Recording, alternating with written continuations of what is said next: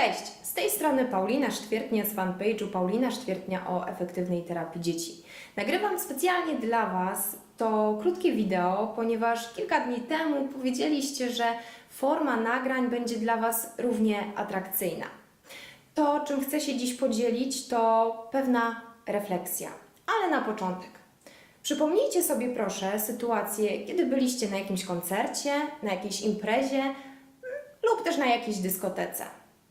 Macie to w głowie? Okej. I teraz przypomnijcie sobie, co się wydarzyło, kiedy wyszliście z tego koncertu, kiedy wyszliście z tej imprezy czy dyskoteki. Prawdopodobnie w Waszej głowie rozchodził się taki dziwny, bijący szum, dźwięk. No właśnie. To troszkę nawiązuje do tego, co za chwilę chcę Wam przekazać. Natomiast na początek ciekawostka, bo przeczytałam dzisiaj podobno najnowsze statystyki, przeczytałam to dokładnie dziś rano, mówiące o tym, że dziecko każdego dnia uśmiecha się 400 razy.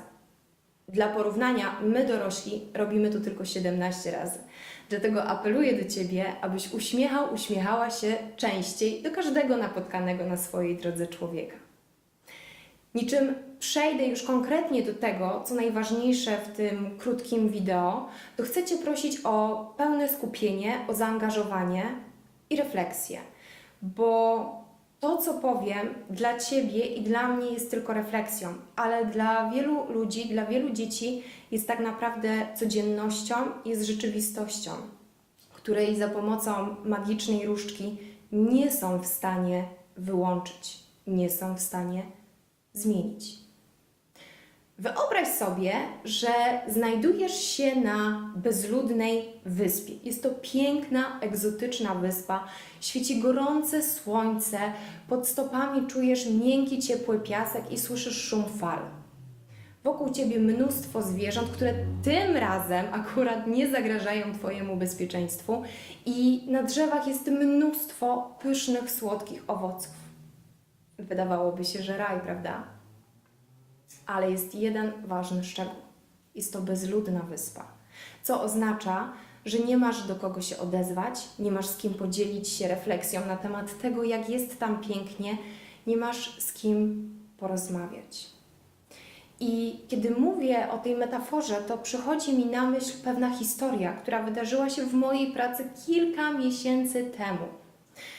Wydarzyło się coś takiego, że po powrocie ze spaceru część chłopców bardzo szybko się przebrała, powędrowała z jednym z nauczycieli do sali przedszkolnej, natomiast reszta dotarła później. I wśród tej reszty był Kubuś. Kubuś to chłopczyk, który potrzebuje troszkę więcej czasu na przebranie się. I kiedy on wszedł do sali i zobaczył bawiących się kolegów, bardzo się rozpłakał.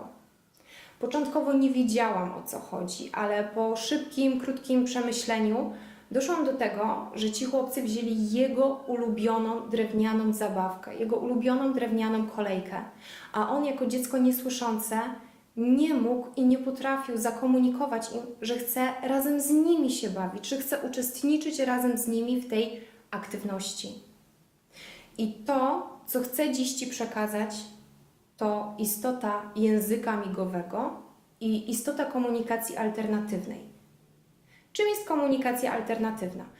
Komunikacja alternatywna to system znaków i system gestów, który pozwala dzieciom niesłyszącym i dzieciom, które nie posługują się mową czynną, na dzielenie się swoimi przeżyciami, swoimi emocjami, swoimi doświadczeniami z innymi.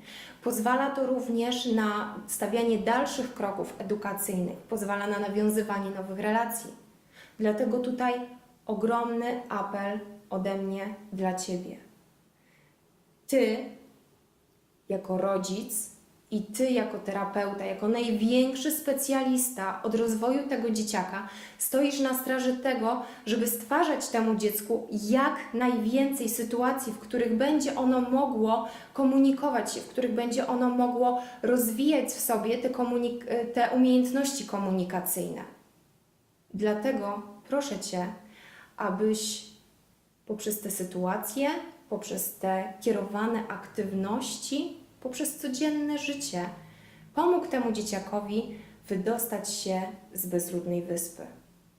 Dziękuję Ci bardzo za uwagę i do zobaczenia w kolejnym materiale wideo. Cześć!